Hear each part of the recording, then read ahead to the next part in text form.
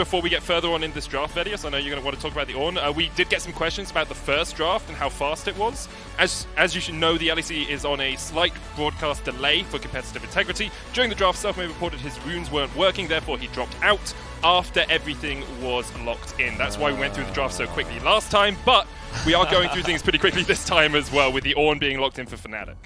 Okay, cool. That's interesting content. Yeah, this draft is still going very quickly as well. Wow, okay. G2's gonna pick Whippo's top lane Zac into him. Okay, I'm looking forward to this. Now, remember that Fnatic is known for swapping their Ornn between top and mid lane. Nemesis, one of his most played champions, is actually Ornn this split, so it wouldn't surprise me if Fnatic look to flex that, and they do have that option available to them.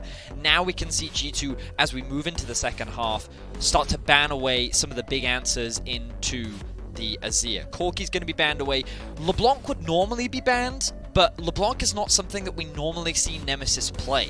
G2 may look to take something away like the Yasuo, given that Gragas is still up. Instead, they'll actually just ban away the Gragas, so perhaps they're not as afraid of a Yasuo if there's no Gragas to complement it. It definitely makes sense. You get rid of one of the knock-up tools for the Yasuo, and you remove a lot of the ability for Selfmade to really coincide with Nemesis. And also, you never know, maybe G2 want to take a Yasuo themselves. You already have the Zac knockup, you've got knockups from Jarvan, knockback from Azir. I mean, I'd be surprised if they did, unless they wanted to play at bot lane, which yeah, maybe. I'm still entertaining the idea that this could be Zac support as well, Vedius. So that is true, that is a good point there. A lot of different possibilities. Ezreal and MF removed by Fnatic. We'll see where G2 decide to go with their pick. Either support or, well, probably support here, unless that Zac is support, and then it'll be top lane pick for G2. Yeah, we could see another Lulu. It could very well be possible.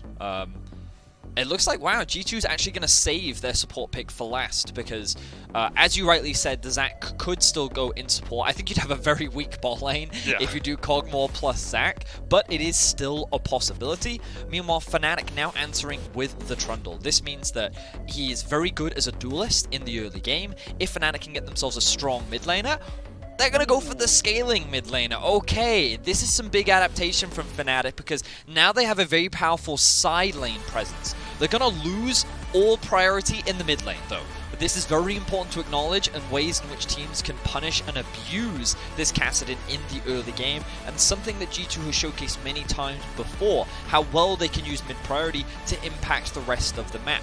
But because of how slow G2's comp overall is, with the Kog'Maw and the Azir scaling up very similar to what we saw in the last game, perhaps Fnatic are relying on the fact that they can win by playing through a side lane if they get to that point in the game. So I'm starting to think that Fnatic now have a lot more late game options with this Kassadin on their side. Well, we saw how their lack of late game options really cost them last game at that, and the lack of a real strong tank. They have the Ornn here. As you say, they have a bit more scaling from the Kassadin, so Fnatic have a more well-rounded composition. I do worry for Nemesis in the mid lane against the Jarvan and against the Azir early on. Yep. Kassadin's not going to have the easiest of times, and once again, we see Mickey going back to an Enchanter support. This is a guy that really inspired me to play engaged supports on his Pyke, on his Thresh, and it's been a while since we've seen him really pop off on one of those engaged supports. Decided to go for a more supportive support role here, Vedius. Yeah, we've been seeing a lot of Yuumi from him. We've been seeing a lot of Lulu. Who knows what other support picks he's still got left Nami to show. Yeah, maybe we'll have to wait and see. But I'm excited to come into Game 2. Fnatic have clearly made some adaptations. My biggest concern for them right now is the lack of mid priority, and they definitely have a lot more engage thanks to the Ornn. But you want to talk about engage? Zac Jarvan, pretty terrifying. It's very strong at starting off fights. That front-to-back comp that G2 is going to have is still very prevalent, and unless this Kassadin can get strong enough to generate pressure in a side lane, if they try to play straight 5v5, Kassadin against a Lulu, unless he's trying to kill the Lulu, is not going to have that much execute because he has the Lulu ultimate to get through and the exhaust that is coming out from Mickey as well. So I still think that if Fnatic try to play these late-game 5v5s, the front-to-back is definitely much more favorable for G2. Polymorph makes it really difficult as well for the Kassadin if it's not used to buff up the Kog'Maw. Do you want to bring attention to the fact that Perkz is running Teleport instead of the Cleanse here, so he'll be able to get on into those skirmishes a little bit earlier, and I wonder if we'll see Fnatic going for that 5-man dive as they did in the last game. Yeah, As I mentioned, I'm excited because even when you have scaling comps between these two teams, you never have scaling. You always have a lot of action in the early game, and a lot of it is just because of how these teams use their early priority. And when we kind of look at options where teams can look to play in the early game, let's see if Reckless and Hillsang look to do what they did in the last game, where they tried to get deep vision on the bot side of G2's jungle, and then utilize that fact to force Caps and Mickey to play a little bit more defensively in this 2 versus 2 so that they can't use their long range to harass and poke out the Tom and the Aphelios. Meanwhile, in the top lane, you're just going to have two tanks just kind of hitting on each other, and there is a lot of gank potential because the great thing about tanks is usually they have a lot of good setup, and when you pair things like the Ornn with a Trundle Pillar, it's actually very easy for them to coordinate a good gank onto Zac. The problem, of course, is that he has a very easy tool of being able to jump away, which can be interrupted by the Trundle Pillar. So if we're actually going to see any early ganks, I expect them to be topside, very similar to what we saw last game. But of course, G2 do have that big prio in the mid lane, so eyes will definitely be on Perkz and how he uses that around the map. We had a great game on this in the last game. We do just have a short pause in game. There's a voice comms issue which League officials are investigating, which is why you get to keep listening to Vedius and I talk about this. So, as you say, Vedius, like lots of, well, possibly ganks up towards the top lane. Perkz a key focus for G2, and I think having Perkz as your key focus definitely seems to work out, because in the last game he had a stellar performance on the Azir, and even though Caps was rattling out the damage, it was really the Perkz show. Yes, I think that his positioning in fights was very good, his use of the wall was very good, and I think it's funny, as someone that's been watching League for a long time, Perkz used to be the guy that had a little song made after him. My Rise is bad. My Azir is bad, my Rise is worse. You guessed it right. I'm G2 Perkz. And yeah. I think that those days have long gone. I watched Twitch chat, Vedius. They're not gone. That song is but still I mean, there. his Rise was one of his best champions, right? And that was very recently too. Back when he played at Worlds in 2018 or 2019 rather. Well, both of them, in fact. No, not 2019, 2018. That 2018, one. Yeah, 2018. And his Azir right now, like you can see how much growth he's made as a player. And I think that last week. Yesterday, when he played against Mad Lions, I actually don't think he had the best performance. No. I think that he struggled quite a few times. His Cassio, he got caught out, even when he had information on the enemy jungler. I don't think he had the impact and level of play that he would normally want from when we come to playoffs, but in Game 1, I think he really stood out. I think that the way in which he controlled his lane was really good. The way in which he worked with Jankos was, as we saw a lot during the regular season, and I think that he's definitely playing in form, and I think that's what you come to expect from a player like Perkz when you look at high-intense games where he's playing against the best opponents. He seems to just instinctively level up and play on another playing field entirely. So it's always a joy to watch him play, especially in the finals. Well, we always used to talk about, the Fnatic playoffs buff. Like, in the end, everyone beats everyone and Fnatic wins. It now feels like, in the end, everyone beats everyone and Perkz wins. Like, there's a reason this guy's the most decorated EU player ever. The only player to have 6 titles. Like Reckless, who is probably he is the most decorated on Fnatic, only has 4. Soaz and Yellowstar have 5. Perkz is the only guy standing atop that heap with 6 championships. And now he's looking to make it 7. He'd be the only player to hit that, and you would actually match Fnatic's record as a team just by himself. G2 looking to equal that 7 titles. We have 3 minutes until we're on into the game, so we'll just be chatting for a few moments longer. And there were a few moments in that last game, Vedius, where Fnatic looked like they were able to take a bit of an advantage. Early on, Caps getting caught out, even though he got those first couple of kills. Do you think there's obvious avenues for Fnatic to fight in this game?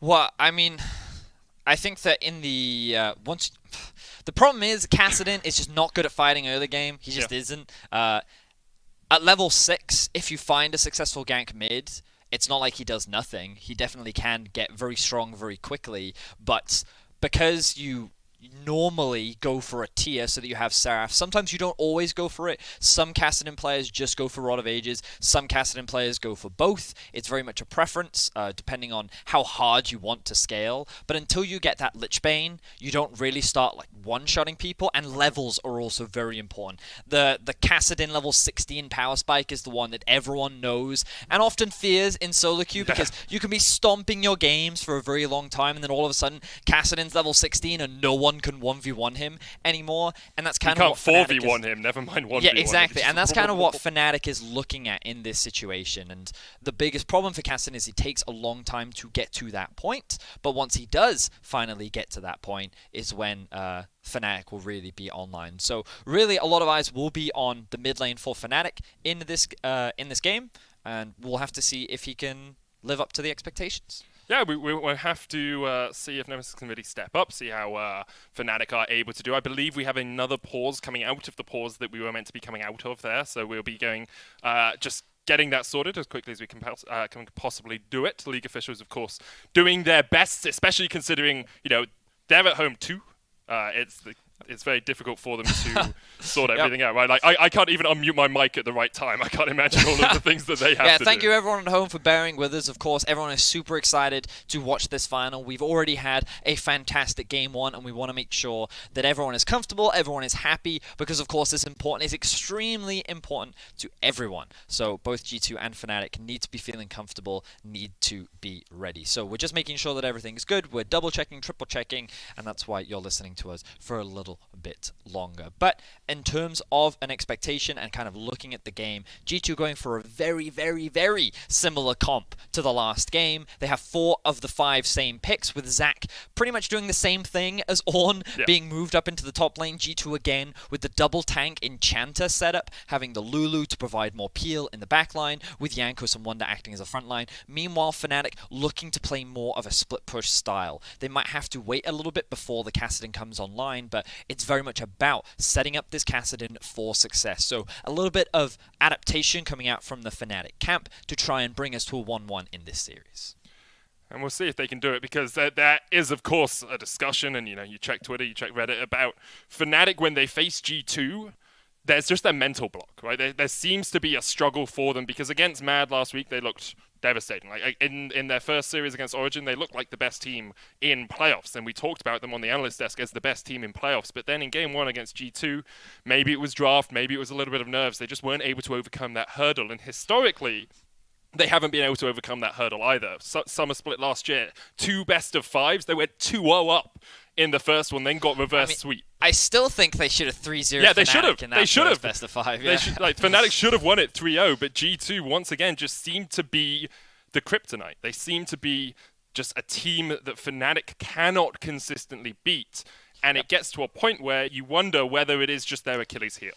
But it also, like, my issue with that perspective is that it suggests that Fnatic can't perform against G2, and I don't think that's true. Oh, they definitely can. I just think that I just think that G2 goes onto another level whenever they play against Fnatic because of how heated the rivalry is, right? And I think that Fnatic did everything that they could have done in that last game. And a lot of the time we were talking about, you can see what Fnatic is clearly trying to do here. They just couldn't quite pull off the execution. And from early game tower dives to mid-game team fights, every single time you could see how proactive Fnatic was trying to be. They were so aware of what they needed to do to stay relevant in that game because of the draft situation that they found themselves in. It just came to execution at the end of the day that they couldn't quite pull off. Now they've gone for a slightly different approach, and the question will come again, can they get Nemesis to a point where he can be strong enough in a side lane for G2 to constantly have to spread out, and they won't be able to find any of those 5v5 team fights. So ultimately that's going to be one of the big questions as we jump into this game.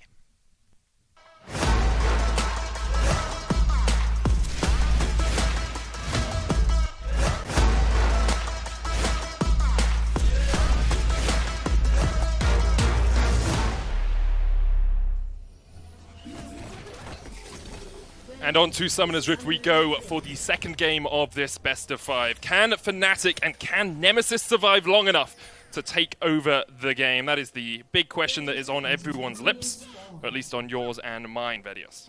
Yeah, and we're going to be looking at where the junglers start this time around. Remember that Rekkles and Hylissang went for an early invade through the tri-bush on the bot side of the map to get early vision and get information on where Jankos was starting. I thought that they might look to try and invade and split the map. They decided not to do that. Instead, the early game focus was actually to try and go for a gank onto the Sylas, which, when you look back, makes a lot of sense. Sylas was one of the big win conditions for them in that game, and trying to snowball him and get him to a point where he was very strong was very valuable for them. So trying trying to find those early kills, and then, of course, failing that early dive is definitely not what Fnatic want to replicate in this second game. So we can see Jankos starting on his red, so he's going to be pathing towards the bot side of the map, very similar to what we saw in game 1, and Selfmade is going to be doing the same. Of course, both junglers have a lot of options, but typically you will see Jankos on this Jarvan doing something like a red into Wolves, then second buff into Gromp, or he can just do the second buff into Gromp and then look for that early level 3 gank. Meanwhile, on the Trundle, you have even more options because of how fast your wave clear is, and it looks like he's heading towards... What direction is he going? Is he just going to skip his walls and then go straight towards the bot side of the map? That looks like the path that he's taking. This going down here, going to get red, and then perhaps look for, well, one of his other camps. Could of course go for the Razor Beaks, but instead it is just straight across to the red. Jankos actually doing the same at red. Yep. Straight into the blue buff. So this suggests to me that Selfmade is looking for the blue into red into Krugs, so that he can try and match Jankos on the bot side of the map. He will be a little bit slower, of course, because Krugs take that extra bit of time. Meanwhile, Jankos is going to hit that level 3, and let's see what he does with it. Will he try to come in for a lane gank? Will he try to be hyper-aggressive in the early laning phase? And remember, a lot of what we've been talking about, Medic, is this mid-priority. And you can already see Perkz has that push. He's gone for an early ward to gain information on what Selfmade might be up to, and G2 want to try and utilize this in the early game to build a bit of an advantage. Jankos looking for the gank in the bottom lane. He's going to sneak in through the alcove and try and get into that second bush if he can. Mickey stepping forward. Reckless and Hillsang still only level 1. Not an easy lane for Tahm Kench to play early on. The Lulu can pretty much just step up to you and harass whenever she wants. And it looks like Jankos is willing just to back away from this one, making sure that Caps and Mickey weren't overextended enough for a gank. I think they're going for a dive, Medic. You think they are? He's walked over a ward. Wonder's trading on Bwipo here in the top lane, trying to pick up those bloblets. Bwipo down.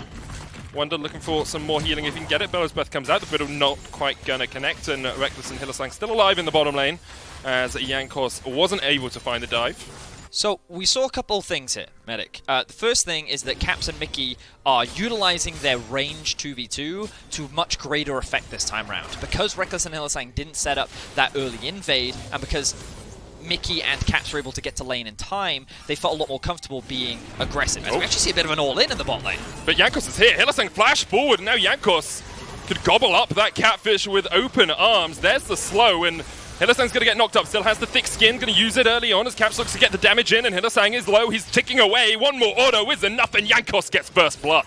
Wow. Okay, very aggressive play from the Fnatic duo lane. They saw Jankos on the bot side of the map, and he just secured the Scuttle Crab, which means that he was still close enough to be able to make this play happen, which means that we just saw a lot of aggression from Hillsang and Reckless, and I think it was to try and alleviate some of the pressure from this 2v2. We've been talking a lot about it so far in this series, where Cog Lulu, very strong, very oppressive. So if they found that all-in, found those summoner spells, it means that there's a potential for a gank a little bit later on, but of course, Hillsang with the overcommitment of the flash means that Jankos then come in and secure that first blood for G2. Yeah, and a CS advantage for Caps as well in that bottom lane. Going to be about 10, 12 CS up at the end of this. Reckless pushing forward, trying to keep Caps around. They've done this before. Hillsang is one of my favorite Tahm Kench plays. There aren't that many cool mechanical things after the Kasave was taken out. So you gobble up a cannon minion, and then you spit it out closer to your AD carries to make sure you get that Relic Shield stack. Just the little things that make you happy as a support. Yeah, for sure. And now for Hillsang, after seeing Caps and Mickey reset, is going to try and get some deep vision. He's currently sitting on 2 control wards, and as you can see, he's going to use that to deny some vision from G2 as well. We were talking a lot about the bot side. We also have to go back to top lane, because Wonder had to use his flash. Medic, he tried to go for an all-in against Bwipo, and Bwipo reminded him how powerful Ornn is at pretty much every stage of the game. Strong duelist, while also being a tank, while also pretty much doing everything else in between. And he was able to force that flash out from Wonder. So this could be an opportunity for Fnatic to look for later, because now we see that with Flash gone from Mickey and Flash gone from Wonder, Selfmade now actually has a couple of options at his disposal. Once Bwipo hits 6, there's very easy setup on the top side of the map, but currently he is pathing towards bot. They could be looking for a potential early Drake, or he could have his eyes set on seeing if he can come in for a cheeky lane gank against Mickey. We'll see if he's able to do it. Right now, Jankos is waiting just around the corner. Selfmade coming in through the river. Caps has the flash, has the heal to get away from this. Selfmade going in, looking for the pillar. It's going to land it on Mickey, but here comes the turnaround as Jankos joins the fray. More just to force Fnatic away than anything else. Fnatic very quick to retreat from that fight. So you can see Fnatic's early game plan is really to try and put Caps and Mickey down. They don't want to allow this free farming lane for the Kog'Maw and the Lulu, and they're pretty committed to finding this play. Now Nemesis has hit level 6. He's pushed in the mid wave, and he started to make his way through the river. Bwipo also has the teleport, and G2 recognize, okay, too dangerous, we've got to disengage, we don't want to take this gamble, especially with Selfmade sitting at so much HP. Bit of a dangerous play here from Jankos. He can just walk away from that one.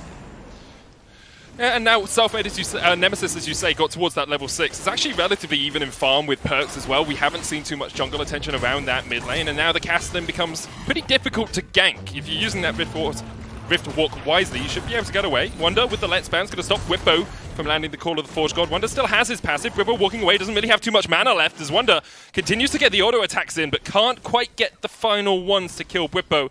We'll be able to force Bwipo away from the tower because Jankos is on his way up. Oh, he knows the Bwipo is low. He has his eyes set on a kill. Jankos only level 5. It is dangerous to dive Bwipo. The question is, does he have enough mana to stop this from happening? Let's see as G2 look to get another kill.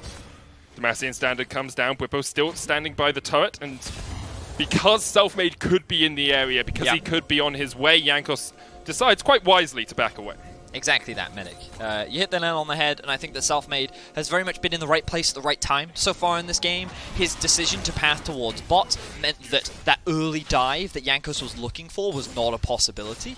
On top of that, they were able to path through bot when Rekkles and Hylissang had the push, and Caps and Mickey wanted a reset, and that allowed them to secure the Ocean Drake, and now his path up back towards topside prevented the counter or the dive rather happening onto Bwipo. So Selfmade doing a good job of controlling Jankos or mitigating what he wants to do in this early game, but G2 still feeling very comfortable. And if we could just quickly swap over to the gold to see where some of the differences are, you can see that G2 is sitting on about a 1k advantage, and it's largely just sprinkled throughout. You can see advantages picked up on Mickey, small advantage for perks, small advantage for Jankos, and these small advantages across the board for G2 have netted them a 1k gold lead for now.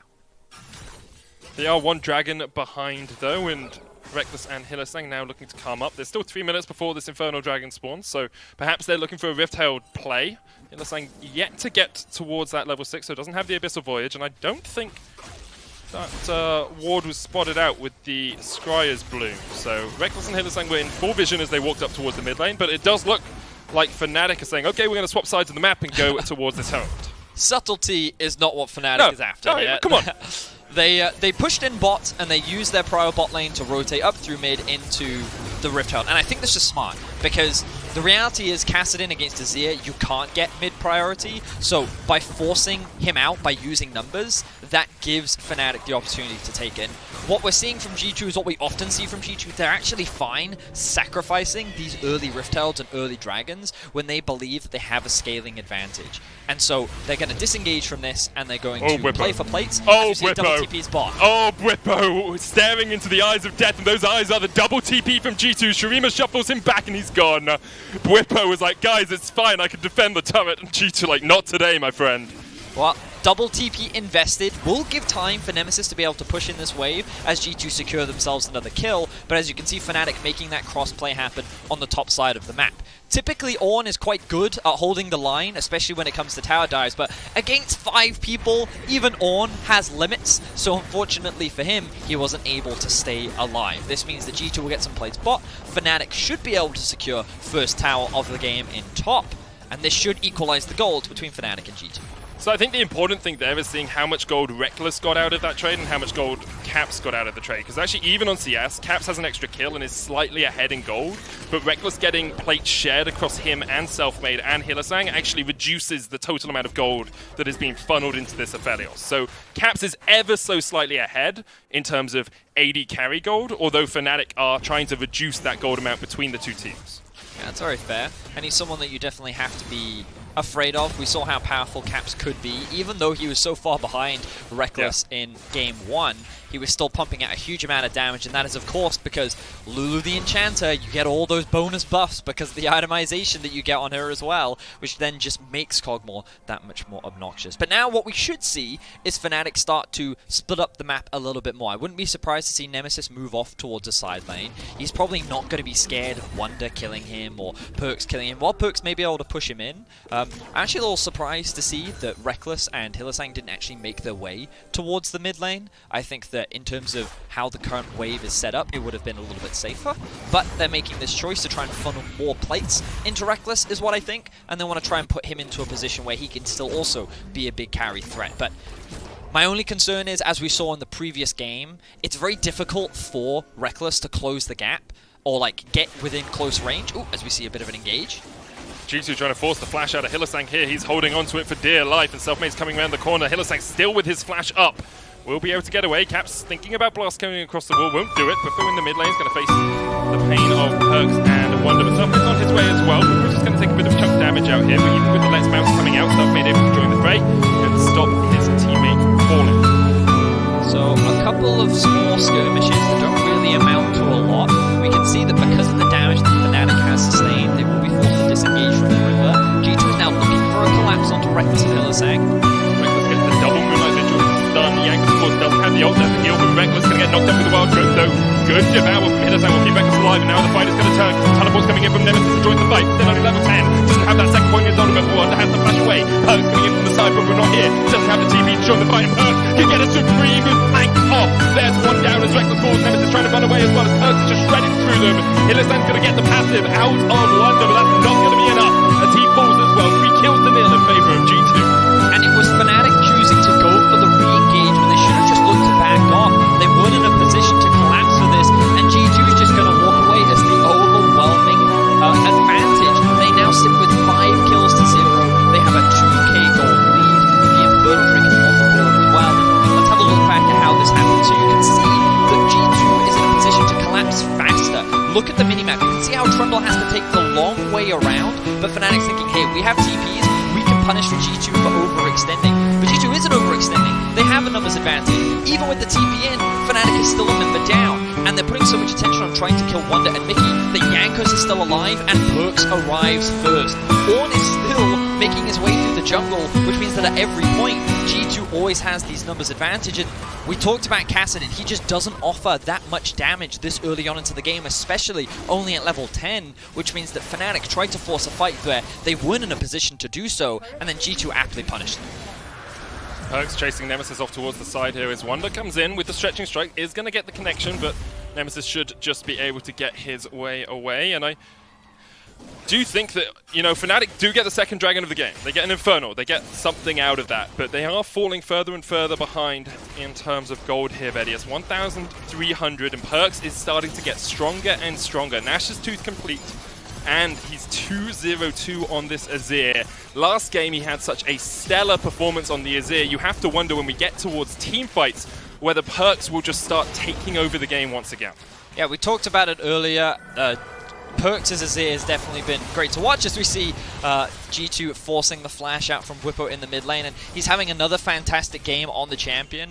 In the very early game, we didn't see him trying to roam around the map at all, which is fine, very normal for an Azir, but the way that he constantly had pressure on Nemesis meant that it was hard for Nemesis to really do much, and you can see that Nemesis has done a good job of closing that farm gap and still being relevant in the game, but as we mentioned, until he hits that Sheen point, he's not really that scary.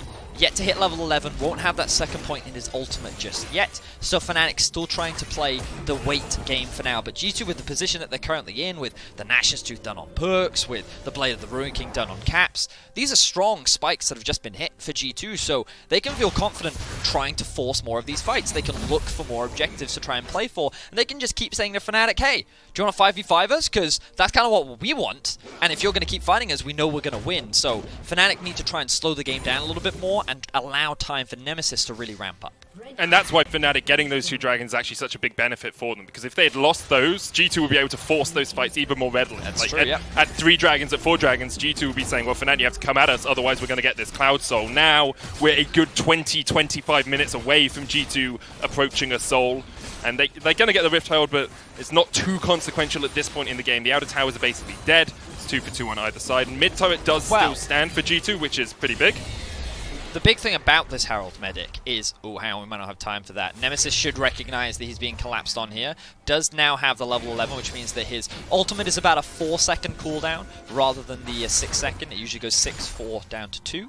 And that's why that 16 is also extremely important for him. But yeah, the thing about this Herald is it allows G2 to actually keep the pace of the game accelerated. Because now they can use it to threaten these tier 2 towers and keep pressure on Fnatic, who is still waiting for Nemesis to get to a point where he can really threaten in a side lane. And you'll notice him still sitting in the top lane, no TP available, but more farm, more resources are just being funneled into him. He now actually has a CS advantage over Perk. So Fnatic clearly have the right idea. They're investing their gold where they can, and they're just trying to buy time. Right now, G2 setting up 4 players strong in the mid lane, looking to see perhaps if they could get a push. They're going to try and collapse on Nemesis in the top lane as they clear out vision in the river. Nemesis, aware of this, of course, just backs away. It's a pretty easy retreat for him. Essence Reaver complete on Reckless. He's now gone as much attack speed as he can. He wants to attack fast. He's got triple dagger. Whipper's going to use the ult in the bottom lane.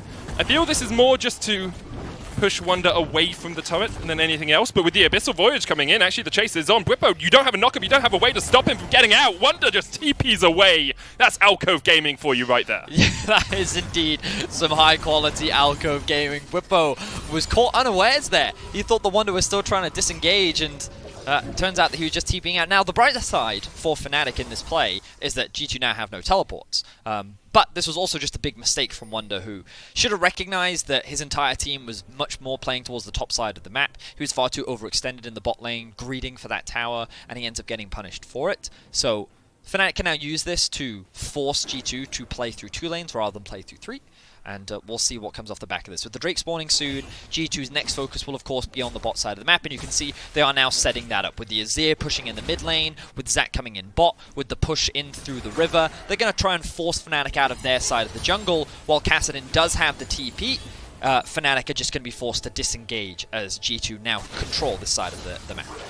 Perks can just shuffle away here, looking to get away from Whippo. Exhaust has gone down on him as well, but he does still have the flash with the Emperor's Divide. He can stop Whippo, but a great use of the Bella's Breath from Whippo meant he walked straight through the wall. Those bouncers not earning their paycheck today, but Dragon is up in 23 seconds. Rift Herald has been used down towards that bottom lane.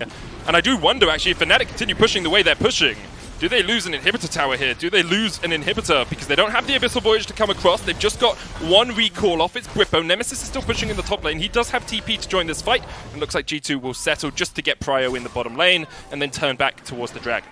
So a lot of cool and clever things just happened from both teams here. And it's a great example of how both these teams are very good at adapting on the fly. G2 are setting up towards the bot side of the map, but Fnatic recognized this and is in the mid lane to catch him off guard. This then gives them prio over mid, and the adaptation that G2 made was using the Herald bot. We don't have time as another fight is kicking off. Hylissang still has the flash teleport coming in. That's Whippo joining this fight. Nemesis is coming in from the middle lane as well, and now perhaps G2 will have overextended because Perks is yet to join this fray. Call of the Forge God coming out. Whippo's going to land the knockup onto Jankos, who flashes away himself, and now Fnatic funneled into the river. Perks has the flank position, but he's on a control ward, so he's spotted out. Wonder jumping forward, lands on Hylissang. Whippo forced off towards the bottom side of the fight. Perks trying to get the damage down, but Nemesis is still very healthy, but so is Reckless in this fight. Whippo coming in, can't quite land the knockup. Selfmade has to get out of the fight as Whippo is the first to fall. G2 looking for the fight as they continue to push forward in the river, and Hylissang is forced away. But you can still see Reckless and Nemesis still very healthy. Nemesis doesn't have that much mana. Wonder's going to be the first to fall on the side of G2. Fnatic opening up. Reckless trying to do what he can, but Jankos with the stopwatch will stop them in their tracks. The sentry goes down, and G2 retreat back towards the Dragon. And you can see in the front-to-back team fights how it just seems easier for G2 to play. Nemesis is not really threatening the backline. Perks and Caps were just left untouched, while the people being melted were Jankos and Wonder, who were just sitting there soaking and absorbing so much of the damage that Fnatic was trying to put out. When we look at how these things played out, you can see that initially Fnatic is trying to claim control of the river, which doesn't belong to them. They think that G2 have reset, and then they get caught unawares. Then they go for the re-engage, and I think this is where Fnatic overcommit, because yes, Nemesis is zoning, Perks out from the fight, but look, Nemesis is actually quite low on mana. He's stacking up his ultimate, but now the goal for Fnatic should be to collapse onto Perks, but they can't, because Wonder is just in the front line, soaking up all this damage. Look at Nemesis just getting zoned away. He wants to dive onto Perks, but he can't get anywhere near him. Meanwhile, Reckless is doing what he can to try and melt through this front line, but again, Caps and Perks are just left completely untouched, and this is the front-to-back team fighting that we saw in the previous game that was so difficult for Fnatic to play through. Yes, they can attack the tanks, but the tanks do such a good job of soaking up damage that the backline from G2 is just melting through the rest of Fnatic. G2 now fourth, well, 3,500 gold ahead, 7-1 the scoreline. Fitting that we are in Berlin for that to be the score, as now they are setting up around this Baron. They'll melt through it. You've got Leandri's complete, you've got Ginsu's and Blade of the Ruined King as well on Caps, and they're just going to start it up. What? So Nemesis has teleport, Bwipo does not. They have seen. They know that they're there. They know that they're doing it as Nemesis is going to teleport into this, but this could be another quick Baron from G2. I don't know if Fnatic are going to get there in time because there's only 1,000 HP left on it, and now it's gone. The Court of the Forge God coming out. Fnatic have to look to try and take this fight because G2, if they get out alive, they can just push through the side lane. Selfmade's already dead. Yankos takes him, and now Reckless trying to open up, but he's been caught in Cataclysm, devoured up by Mahila-san, but you have to watch Reckless as he is spat out into all of G2. 4-0 in favor of G2. They are demolishing Fnatic in these fights. And everything is falling apart once again for Fnatic. They funnel into the Baron pit thinking that they can finally get a one-team fight versus G2, but we saw artillery tank Caps. That man did not move, and he was just spitting out all the damage onto the entire Fnatic lineup. G2 are going to secure the Baron, they're going to take 2 tier 2 towers, and they're going to look to reset and look to take game 2.